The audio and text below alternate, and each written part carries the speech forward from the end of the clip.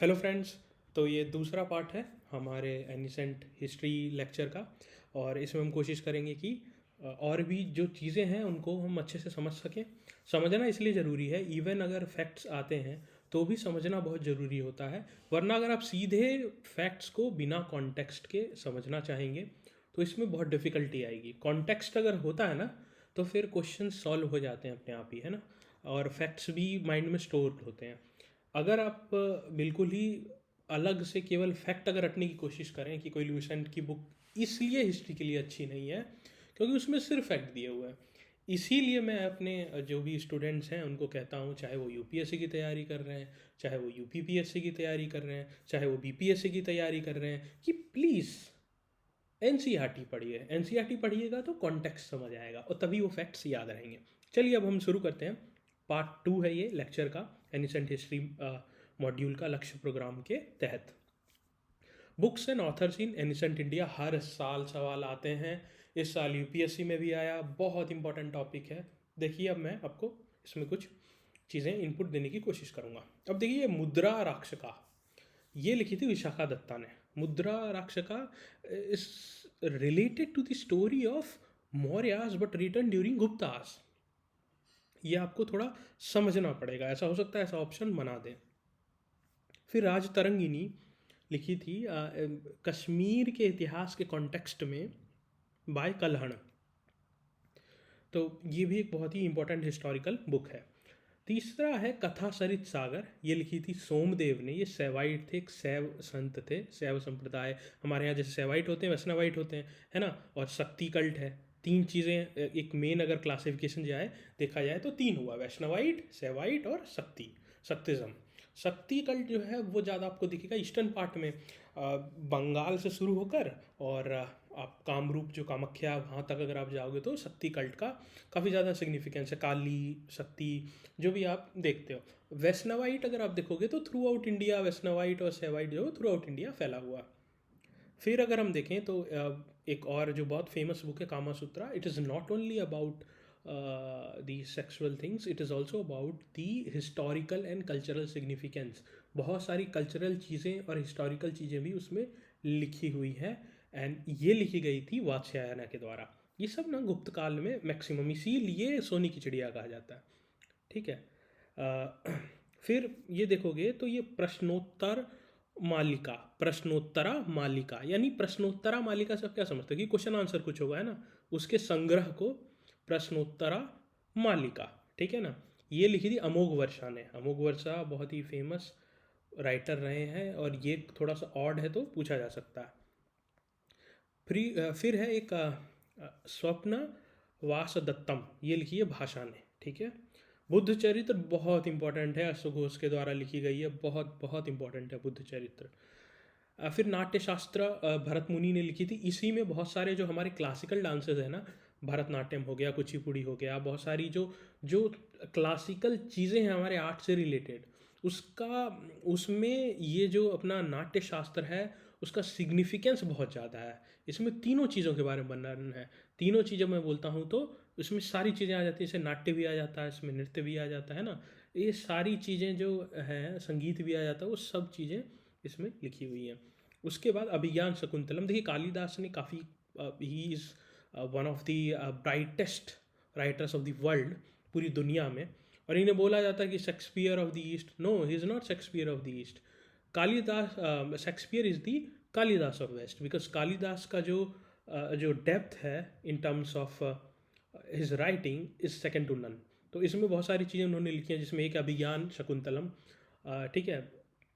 तो ये है। उसके अलावा विक्रमोर वाशी लिखी है इन्होंने, है ना। रघुवंशम लिखी है ना। इसके अलावा एक लिखी है मालविका अग्निमित्रम, जो इस सीक्वेंस में नहीं दिया है, जो मालविका और अग्निमित्रम की लव स्टोरी है। एंड ये लिखी गई थी जो पुष्यमित्र शुंगा थे ना, उसके उसके सन की प्रेम कहानी का उसमें वर्णन है मालविका अग्निमित्रम में। ये भी कालिदास ने लिखी है, ठीक है। बहुत इंपॉर्टेंट है, यूपीएससी पूछ चुका है उसको। फिर अमरकोशा, ये अमर सिंह ने लिखी है, तो बार बार रिपीट हुआ है, यूपीएससी में बार बार रिपीट हुआ है, यूपीपीएससी में बार बार रिपीट हुआ है। फिर आती है पंच सिद्धांतिका वराहमीर। वराहमीर वॉज अ सेंट जिनका काफ़ी ज़्यादा इम्पोर्टेंस रहा है in in terms of ancient scientology and research. विज्ञान के क्षेत्र में जो हमारा रहा है उसमें एक बहुत बड़ा योगदान है। फिर आती बृहत संहिता, वो भी इन्होंने लिए वराहमिहिर। एंड बृहत संहिता जो हमारी एस्ट्रोलॉजिकल साइंसेज हैं उसमें बहुत ज़्यादा यूज़ होती है।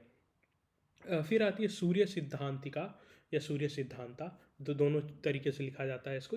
ये लिखा है आर्यभट्टा ने, और आर्य भाटिया या आर्यभट्टा करके जो किताब है वो भी आर्यभट्टा ने ही लिखा है, बट ये जो सूर्य सिद्धांतिका है ये बहुत इंपॉर्टेंट है।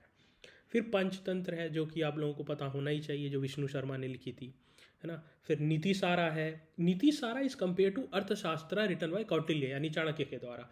ये गुप्त काल में लिखा गया नीति सारा, ये लिखा कामंदका ने। तो ये भी एक तरह के वैसे ही मतलब थिंकर फिलोसोफर टाइप के माने जाते थे जैसे कौटिल्य थे हमारे, है ना। फिर ऐहोले में जो प्रशस्ति है ना, ऐहोले में जो प्रशस्ति है इसके बारे में आगे मैं डबल इंडिया में जिक्र करूँगा कि उसका सिग्निफिकेंस क्या है। ये रवि कीर्ति ने लिखी है ना। फिर इंडिका बुक है। इंडिका बुक क्रिक ने लिखा है वर्णन मौर्यकालीन समय का, भारत के, हिंदुस्तान का। उसी में लिखा हुआ कि किस तरह का मौर्य का किला था, कैसे उसमें वुडन चीज़ें, वुडन पिलर्स यूज़ की गई थी, कितना भव्य था वो। How the town of Pataliputra बहुत ज़्यादा इकोनॉमिकली सिग्निफिकेंट था, कैसे सोशियो इकोनॉमिकली उसका जो सिग्निफिकेंस था वो बहुत हाई था। तो ये सारी चीज़ें हमें इंडिका में देखने को मिलती है। इवन जो सामाजिक तौर पर कितनी जातियाँ थी, कैसे अनटचेबिलिटी प्रैक्टिस होती थी, हर चीज़ का वर्णन इस मेगास्थनीज की इंडिका में मिलता है हमें, है ना। फिर अर्थशास्त्र तो आप लोग कौटिल्य जानते ही हैं। चरक संहिता चरक ने लिखी है ना। लीलावती भास्करा 2, लीलावती जो है वो उनकी भास्करा सेकंड की बेटी थी। तो उनको मतलब बीज गणित जो अलजेब्रा बोलते हैं उनको समझाने के लिए जो उन्होंने एक कथा के तौर पर उसका वर्णन किया है, वही बुक का नाम है लीलावती। तो अलजेब्रा का जो इन्वेंशन टाइप हुआ है that is being credited to Bhaskara second.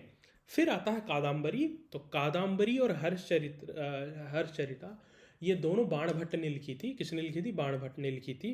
फिर नागानंद भी बाणभट्ट ने लिखी है।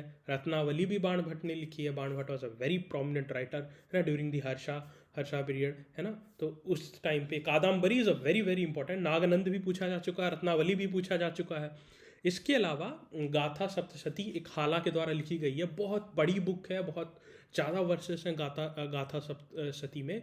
ये हाला ने लिखी थी, ये भी बहुत इंपॉर्टेंट है। उसके अलावा अष्टाध्यायी जो कि ग्रामेटिकल वर्क्स हैं, संस्कृत के ग्रामेटिकल वर्क्स को लिखा गया है, वो लिखा गया था पाणिनि के द्वारा, बार बार पूछा जाता है एंड वेरी वेरी इंपॉर्टेंट। फिर महाभाष्य है। महाभाष्य किसके द्वारा लिखा जाता है? Patanjali. Patanjali is being credited for the yoga. Yoga मतलब integration of the soul and the body and the mind, तीनों का इंटीग्रेशन को हम योगा बोलते हैं। फिर मृच्छकटिका। मृच्छकटिका भी एक बहुत ही प्रोमिनेंट बुक है जो कि शूद्रका ने लिखी थी। And most of these books are written during Gupta period. Gupta के शासन काल में मोस्टली ये सारी बुकें लिखी गई है। इसके अलावा फिर हम अगर जो चीज़ों पे आए तो फिर गीत गोविंद है।